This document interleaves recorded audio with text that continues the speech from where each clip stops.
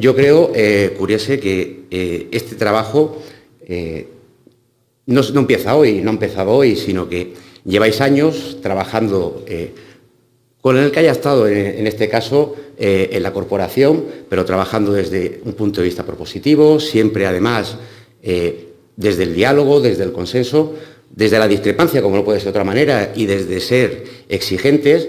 Pero fijaros, yo recuerdo que además he tenido el placer de acompañaros no solamente en esta presentación, sino en los anteriores planes estratégicos. Yo recuerdo, si no recuerdo mal, 2017 en Hortaleza, después en El Círculo y hoy aquí en nuestra casa en Avenida América. Y tengo la suerte de poder decir y de poder haber visto cómo ha evolucionado vuestro plan estratégico. Y de hecho creo que además UGT en este sentido está en la vanguardia, incluso desde el punto de vista de innovación, que yo creo que es una palabra bastante importante y que además para nosotros tiene un trasfondo que va mucho más allá de la propia palabra, y es siempre intentar estar, pues eso, a la vanguardia y sobre todo intentar intuir por dónde puede ir por dónde pueden ir nuestras propuestas. Como todos sabéis, la crisis y la pandemia ha cambiado el mundo, ha cambiado la manera de informarse la sociedad, pero también ha cambiado la manera en que nosotros, y aquí incluyo también a las propias organizaciones sindicales, la manera con la que nos relacionamos con la ciudadanía, con los afiliados y con el conjunto de la sociedad en general. Y yo tengo la sensación que estos años que hemos estado, y hablo ahora de la corporación, en una cierta interinidad, hemos perdido un cierto tiempo que hoy sobre todo se hace más acuciante y que sobre todo pone más de manifiesto el camino que debemos seguir. Y en este sentido, yo creo, Curi, que las 10 propuestas que hacíais, yo me voy a quedar sobre todo con 2 o 3 elementos que creo que son los básicos. El primero, un mandato marco.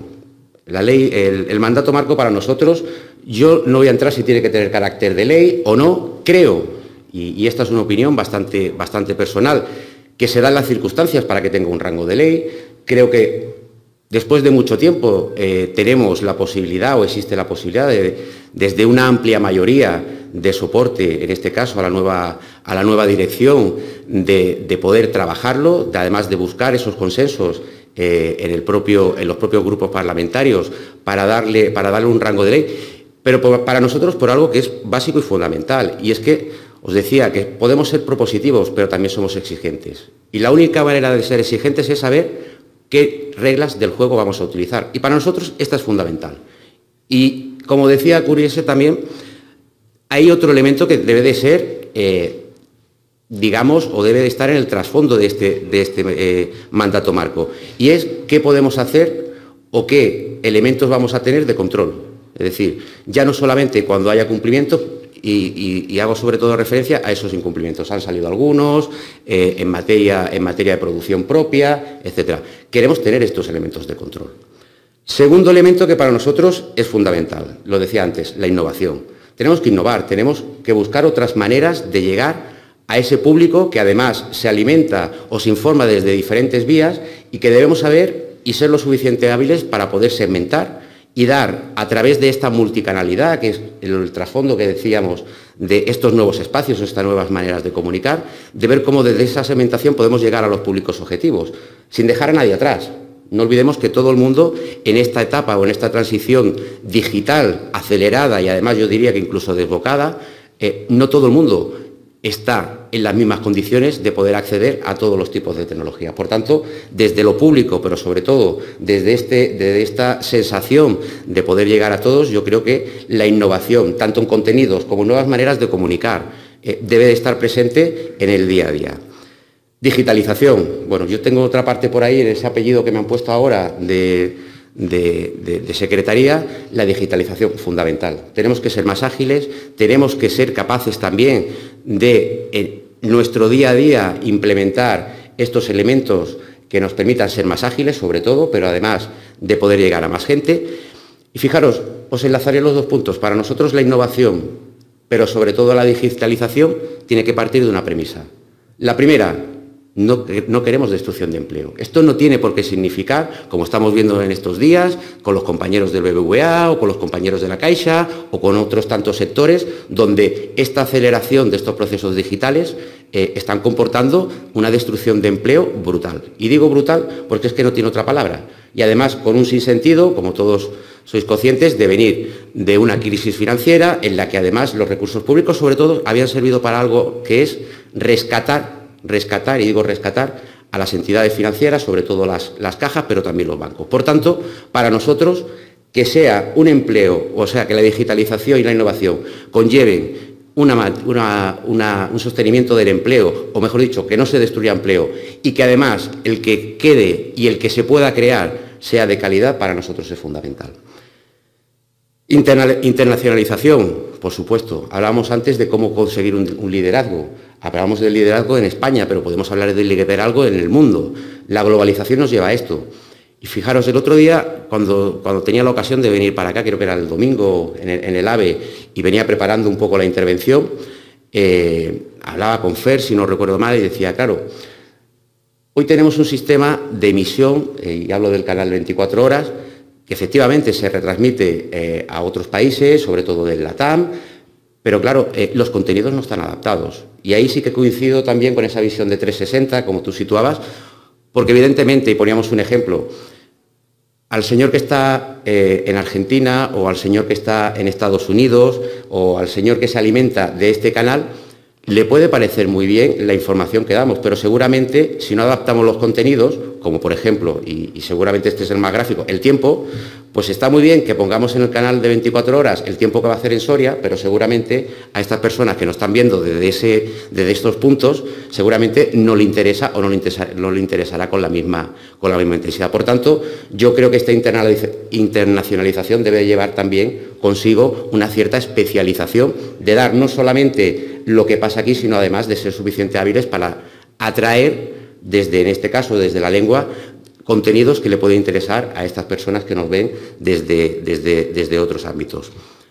Democracia, por supuesto. Para nosotros hay algo fundamental y es la participación.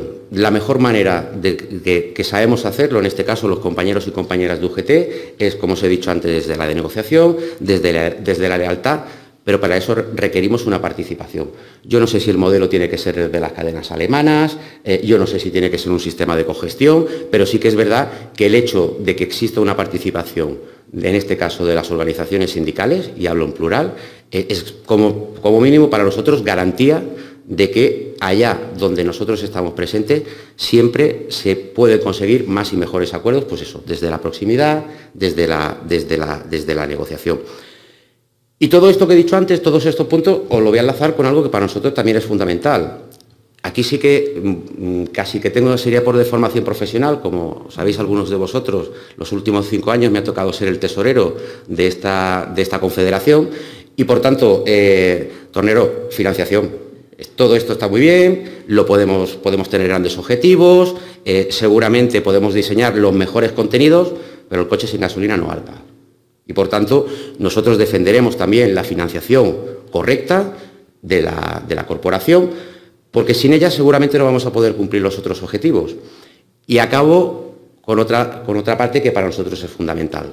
Creo que fue ayer, si no recuerdo mal, se aprobaba la Agenda 2030 de transición ecológica, y todo esto debe estar regido, como no puede ser de otra manera, desde el respeto al medio ambiente, desde la sostenibilidad, de trabajar desde la propia corporación para que nuestra huella o vuestra huella de carbono sea la menor posible, la eficiencia energética, etcétera, etcétera. No me voy a enrollar muchísimo más porque todos sabemos de lo que estamos hablando, y en todo caso yo creo que son valores que están incorporados hoy en día, pero que seguramente tenemos mucho camino que recorrer, hay muchos cambios que realizar.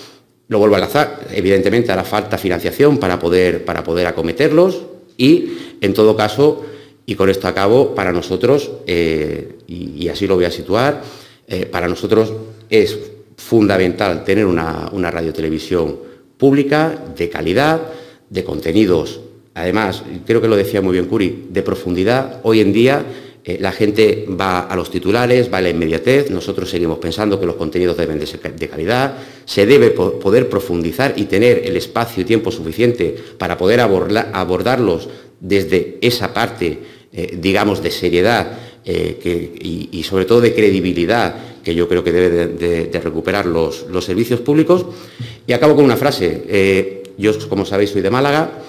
Y voy a citar a un famoso malagueño, que es Pablo Ruiz Picasso. Y él venía a decir algo así, como que la inspiración existe, pero siempre la encontró trabajando.